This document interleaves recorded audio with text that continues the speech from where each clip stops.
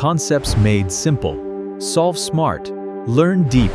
Like, share, subscribe. இப்போ நம்ம அடுத்த டாபிக்கான ரிவிஷன் ஆஃப் நம்ம நீங்க படிச்சிருப்பீங்க.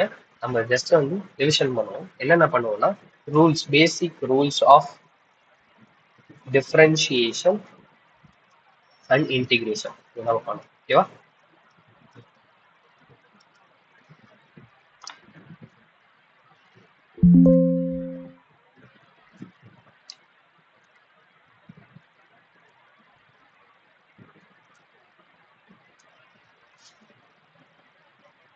Okay, we'll start with the differentiation and integration. Okay, பேசிக்கா டிஃபரன்ஷியேஷன்ல இருக்கிற ரூல்ஸை பார்ப்போம். ஃபர்ஸ்ட் பவர் ரூல், அதாவது எக்ஸ் பவர் என் அப்படின்னு கொடுத்துருந்தா நம்ம என்ன பண்ணுவோம், அந்த பவரை இறக்கிட்டு into x power n minus ஒரு பவர் இறக்குறதுனால -1 போட்டுவோம். எக்ஸ் பவர் என்ன, நம்ம எக்ஸ் பவர் இந்த எண்ணை இறக்கிட்டு x power n minus of 1 இப்படி எழுதிடும். இது பவர் ரூல். டிஃபரன்ஷியேஷனை பொறுத்த வரையும் differentiation of a constant value எப்பயுமே 0. கான்ஸ்டன்ட்னா என்ன அப்படின்னு கேட்கலாம். பையோட வேல்யூ கான்ஸ்டன்ட். பையோட வேல்யூ 3.14, அது ஒரு கான்ஸ்டன்ட் தான். சேம் நான் ஒரு 5 டிஃபரன்ஷியேட் பண்றேன் அப்படின்னா, ஸோ இங்க பாருங்க, ஒரு டிஃபரன்ஷியேஷன் இப்படி தானே போடுவோம். Differentiation of 5 with respect to time அப்படின்னு எடுக்கிறோம்னு வச்சுக்கோங்க. பையோட வேல்யூ டைம் போக போகும் சேஞ்ச் ஆக போறது இல்லை. ஸோ கான்ஸ்டன்டோட டிஃபரன்ஷியேஷன் எப்பயுமே 0. Sum rule is nothing but, இப்போ உங்ககிட்ட ஒரு ஃபங்க்ஷன் இருக்குன்னு வச்சுக்கோங்க. இப்போ 5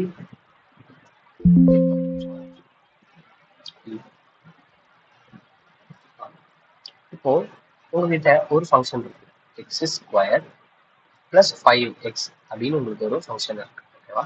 இந்த ஃபங்க்ஷனை நீங்க டிஃபரன்ஷியேட் பண்ண போறீங்க. டிஃபரன்ஷியேட் பண்ண போறது எப்படி, டி பை டிஎக்ஸ்னு இருக்க போறீங்க.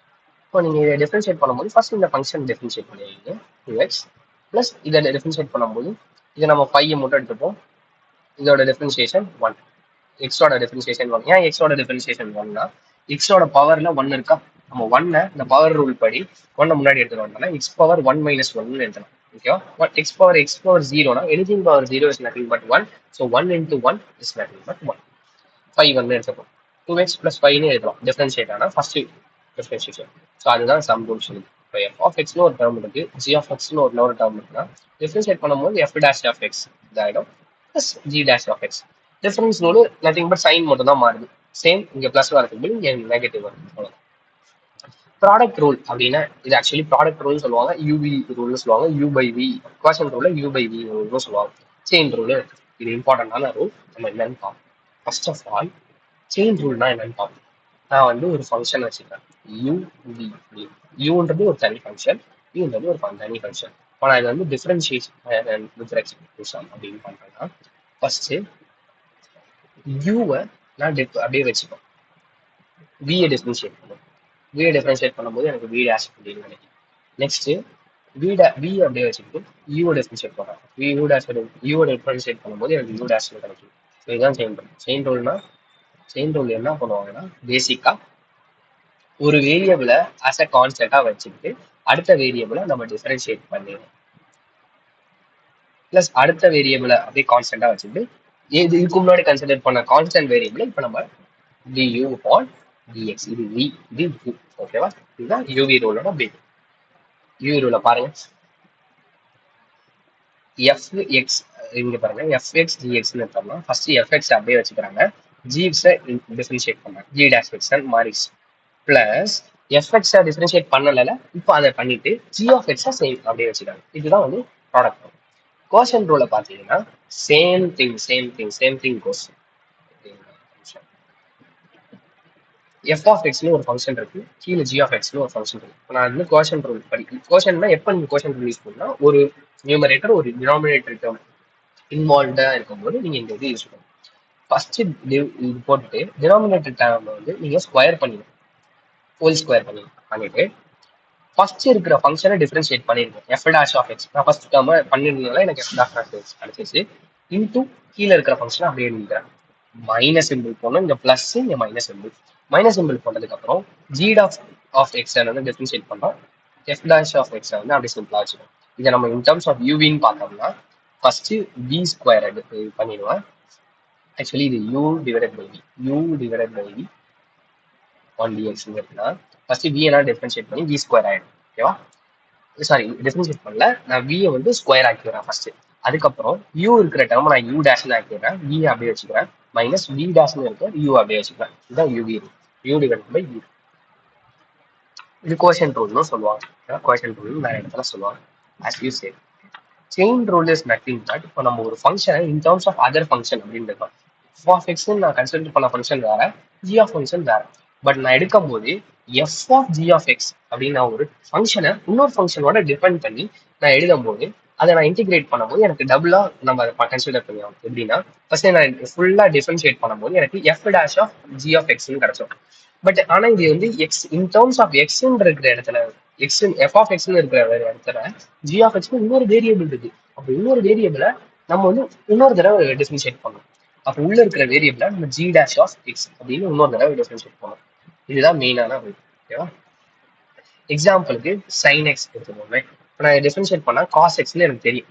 Into in terms of other variable இருக்கு. அப்போ நான் அதை டிஃபரன்ஷியேட் பண்ணும்போது எக்ஸோட டிஃபரன்ஷியேஷன் 1. ஸோ நம்ம ஜெனரலி cos xன்னு எழுதிட்டு போயிடும். எஸ், புரியுதுல? Chain rule very important. Next நம்ம பார்க்கறது இன்டிகிரேஷன் பேசிக் ரூல். நம்ம அங்க பவர் ரூல்ல பார்த்தப்போ ஒரு ஒரு பவர் நம்ம கம்மி பண்ணி எக்ஸ் பவர் என் மைனஸ் ஒன்னு இருக்கும்.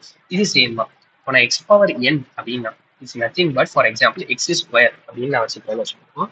இப்போ நான் எக்ஸ் பவர் என்னு நான் இன்டிகிரேட் பண்ணும்போது எனக்கு மேல இருக்கிற ஒரு பவர் பிளஸ் ஆயிடும், கீழே அந்த பவர் நம்ம இருக்கிற எல்லா டேர்ம்ஸும் கீழே வந்துடும். புரியுதா? இப்போ எக்ஸாம்பிள் சொல்றேன். எக்ஸ் ஸ்கொயரை நம்ம கன்சிடர் பண்ணிப்போம். எக்ஸ் ஸ்கொயரை நான் இன்டிகிரேட் பண்ணும்போது எனக்கு எக்ஸ் ஸ்கொயர் பிளஸ் 1 ஆகும். இன்டிகிரேட் பண்ணும்போது எந்த இது பவர் இருந்தாலும் அதை நான் பிளஸ் 1 ஆட் பண்ணுவோம். ஓகே, டிவைடட் பை மேல இருக்கிற எல்லா பவர் டேர்மும் எனக்கு கீழே வரும் 2 + 1. அப்போ இது எக்ஸ் பவர் 3/3 எழுதலாமா? சேஸ் அப்போ இதுக்கு ட்ரை பண்ணுங்க, நீங்க ட்ரை பண்ணுங்க. எக்ஸ் பவர் 4க்கு எக்ஸ் பவர் 4னா எனக்கு என்ன வரணும்? ஒரு பவர் ஏற்ற போறேன்.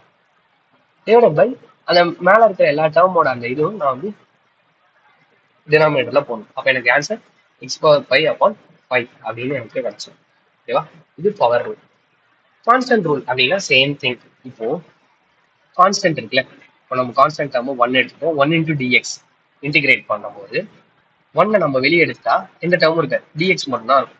இப்போ கான்ஸ்டன்ட் ரூல் படி அப்படி பண்ணும்போது நம்மளுக்கு எக்ஸ்ட்ரா எக்ஸ் ஒரு டிஃபரன்ஷியேட் பண்ணும்போது எக்ஸ் கிடைக்கும். இந்த கான்ஸ்டன்ட் 1 × x + c. ஏன் c யூஸ் பண்றாங்கன்னா லிமிட்ஸ் வந்து கொடுக்கல. இந்த கொஸ்டின்ல இன்டிகிரேஷன் சம்ல எங்கன்னு நீங்க எங்கன்னு பண்ண ஒரு இதே இல்லை. இது வந்து நிறைய ஈக்குவேஷன் சாட்டிஸ்ஃபை பண்ணும் இந்த இன்டிகிரேஷன். இப்போ இன்டிகிரேஷன் சாட்டிஸ்ஃபை பண்ணும்போது உங்களுக்கு கரெக்டா தெரியாது எந்த இதுல இது நிறைய ஆகுதுன்னு. நம்ம ஒரு +c கான்ஸ்டன்ட் ஆட் ஆகும். எக்ஸாம்பிள் எக்ஸ் ஸ்கொயர்னு எடுத்துக்கிட்டோம்னா சரி சப்போஸ் நம்ம 5x அப்படின்னு எடுத்துட்டோம், இன்டிகிரேட் பண்றோம் அப்படின்னா 5x²/2 சப்போஸ் நீங்க இந்த இதுல பார்க்கணும். பிளஸ் எந்த வேரியபிள் வேணாலும் இருக்கலாம். பிகாஸ் நீங்க டிஃபரன்ஷியேட் பண்ணும்போது நீங்க இதை 5ன்னு கன்சிடர் பண்ணி டிஃபரன்ஷியேட் பண்ணீங்கன்னா 0 தான் வரப்போகுது. பட் நீங்க இது எந்த வேரியபிளா இருக்கலாம், அதனால நம்ம இதை c-ன்னு எடுத்துப்போம். It's nothing but c is an arbitrary constant. Sum rule படி பார்த்தோம்னா same as case of differentiation f of x plus g of x into dx அப்படின்னு இருக்குன்னா ஃபர்ஸ்ட் நீங்க என்ன பண்ணணும்? f of x இன்டிகிரேட் பண்ணிட்டு அதுக்கப்புறம் g of x செப்பரேட்டா இன்டிகிரேட் பண்ணணும். நடுவில் அந்த மைனஸ் சைன் இருந்துச்சுன்னா அது negative sign of integration. Nothing. Rules புரிஞ்சதுல நெக்ஸ்ட் போவோம். இப்போ பிசிக்ஸ்ல டெரிவேட்டிவோ இன்டிகிரேஷனோட என்ன அப்ளிகேஷன், எதுக்குனால நம்ம இது கத்துக்குவோம் அப்படின்னு பார்த்தோம்னா as we say டிஃபரன்ஷியேஷனை நம்ம ரேட் ஆஃப் சேஞ்ச் அப்படின்னு சொல்லுவோம். ஓகேவா? It's nothing but zooming into one function. அது நம்ம அப்புறமா பார்ப்போம். இப்போ டெரிவேட்டிவ் அப்படின்னு பார்ப்போம். டெரிவேட்டோட அப்ளிகேஷன் என்ன அப்படின்னு பார்ப்போம். வெலாசிட்டி வந்து rate of change of displacement எனக்கு சொல்லிட்டீங்களே, நம்ம ஃபர்ஸ்டே பார்த்தோம். Rate of change of displacement with respect to time. அப்போ நான் டிஸ்பிளேஸ்மெண்ட்டை எஸ்ன்னு எடுத்துக்கிறேன். எஸ்ன்னு வேணும், நம்ம எஸ்ன்னு எடுத்துக்கோம். Divide by D. இப்போ d1 dt. அப்போ நான் இது போட்டேன்னா எனக்கு டிஃபரன்ஷியல் ஃபார்ம்ல ds/dtன்னு எழுதுனா எனக்கு அது வெலாசிட்டி கொடுக்கும். Velocity is nothing but ds/dt where s is displacement. இது புரியுதுல? ஓகே. ஆக்சிலரேஷன்னா சேம் கேஸ், வெலாசிட்டியோட சேஞ்ச். அப்போ dv/dt. ஓகேவா? இப்போ நான் இதுல எக்ஸஸா ds upon ds is nothing but dx term நான் மல்டிப்ளை பண்ணேன். மல்டிப்ளை பண்ணும்போது எனக்கு என்ன வரும்? Ds upon DD.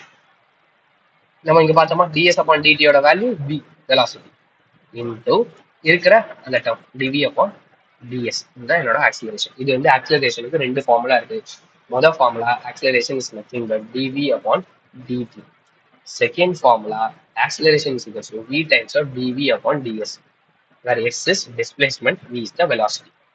v into dv upon ds. நம்ம இது ரிலேட்டடா கொஸ்டின்ஸ் பார்ப்போம். பட் பேசிக்கலி பார்க்க போகும்போது it's very very very important. இந்த இது வந்து ரொம்ப ரொம்ப இம்பார்ட்டன்ட். எப்படி வந்துச்சுன்னு புரிஞ்சுப்போம். இப்போ இன்டிகிரேஷன் பார்த்தோம்னா இன்டிகிரேஷன் எப்படி எடுப்போம்?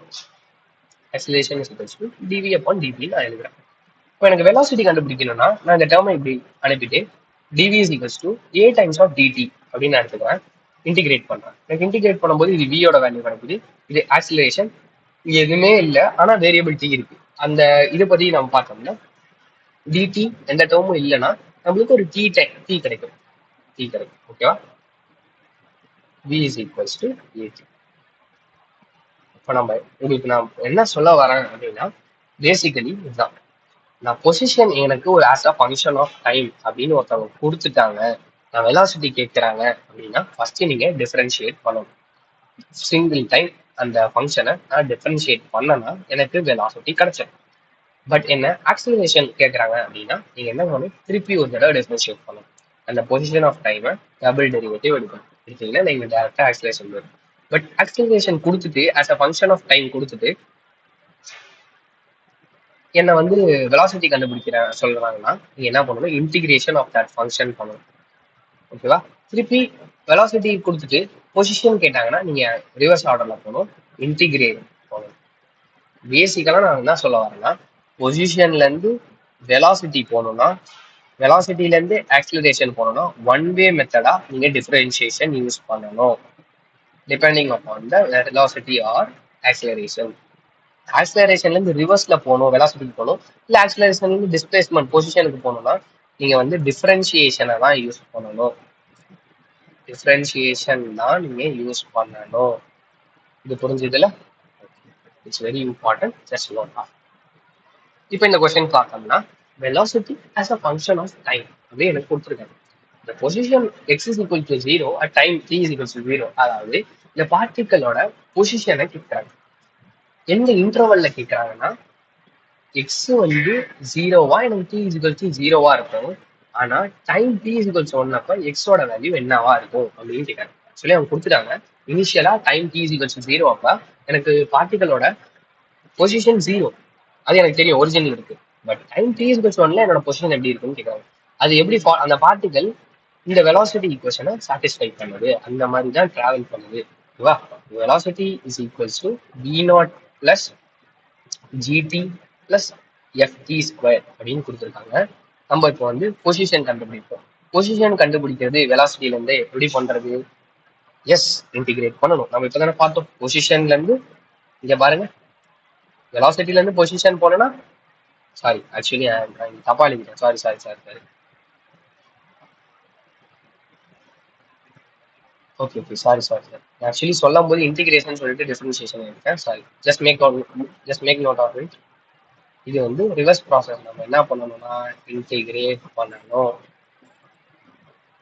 நெக்ஸ்ட் இப்போ நான் இன்டிகிரேட் பண்ணணும். ஓகேவா? அது எப்படி பண்ணுவேன்? Velocity is equals to dx dsன்னு போடலாம், dxன்னு போடலாம், dt. இப்போ நான் இந்த டேர்மை இங்கே அனுப்புறேன். v into dt is equals to dx. Integrate பண்ணுறோம். இன்டிகிரேட் பண்ணும்போது இனிஷியலா இது ஆஸ் அ டைம் ஃபங்க்ஷன் டீல இருக்கு. இப்போ நான் எங்கேருந்து கேட்குறாங்க? ஜீரோல இருந்து 1 வரையும் கேட்குறாங்க. ஜீரோல என்னோட டிஸ்பிளேஸ்மெண்ட் வந்து 0 ஆன்ஸ், எக்ஸோட வேல்யூ வந்து 0 ஆன்ஸ், டைமோட வேல்யூ 0. டைமோட 1 அப்ப என்னோட வெலாசிட்டி நான் சே சப்போர்ட் அசியூம் பண்ணிக்கிறேன். இந்த பார்ட்டிகளோட பொசிஷன், இந்த பார்ட்டிகளோட பொசிஷனை நான் வந்து எக்ஸ்னே வச்சுக்கிறேன். பார்ட்டிகளோட டைம் ஒன்னப்ப இந்த பார்ட்டிகளோட இது வந்து எக்ஸ்னு வச்சுக்கிறேன். இப்போ நான் இந்த ஈக்குவேஷன்ல வியோட வேல்யூ ஃபங்க்ஷன் கொஸ்டின்ல இது கொடுத்துருக்காங்க. நான் இந்த இன்டிகிரேட் பண்ணேன். v0 plus gt plus ft square into dt integration of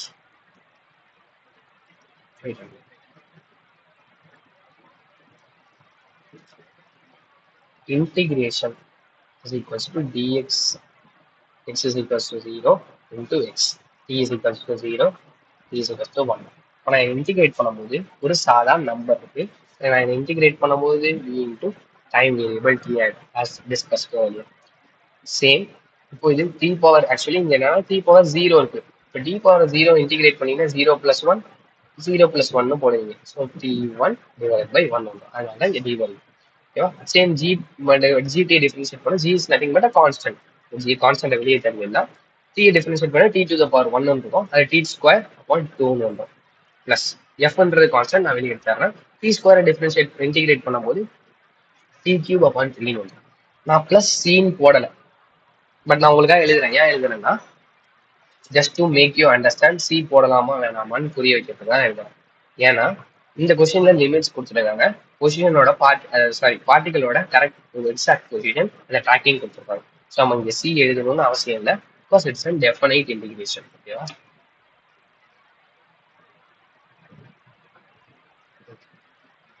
அப்போ நான் லிமிட் சப்ஸ்டியூட் பண்ண போறேன்.